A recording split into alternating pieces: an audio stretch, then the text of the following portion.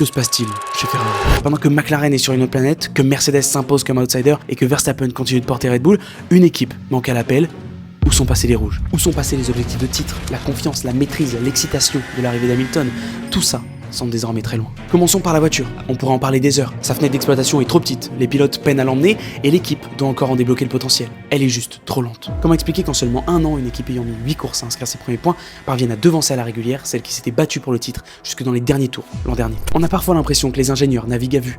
Les radios flirtent souvent avec l'absurde à un point qu'on n'entend nulle part ailleurs sur la grille. Il suffit de repenser à l'échange entre Leclerc et son ingénieur en Australie. Sur le moment, on s'en est tous amusés, mais avec du recul, comment peut-on tolérer un tel niveau en Formule 1? Par moments, les stratégies sont parfaitement maîtrisées, comme pour Hamilton pendant la sprint. Mais quelques instants plus tôt, cette même équipe est capable d'envoyer ses deux pilotes en intermédiaire sur une piste détrempée. Résultat, une voiture au tapis, avant même le départ. Mais alors, comment s'en sortent les pilotes dans tout ça? Charles, lui, est un habitué. Il parvient régulièrement à tirer le maximum de sa voiture jusqu'à décrocher un podium en Arabie Saoudite. Mais ça ne suffit pas. Un seul podium et une pauvre victoire en sprint alors que le premier quart de la saison est déjà derrière nous. De l'autre côté du garage, ne laissez pas ses sourires vous méprendre. Lewis ne trouve toujours pas la solution et il le dit lui-même. Je suis trop lent. Hamilton n'est rentré dans le top 5 en qualification qu'à une seule reprise cette saison. Tout le monde s'accorde sur un point. Il faut du temps.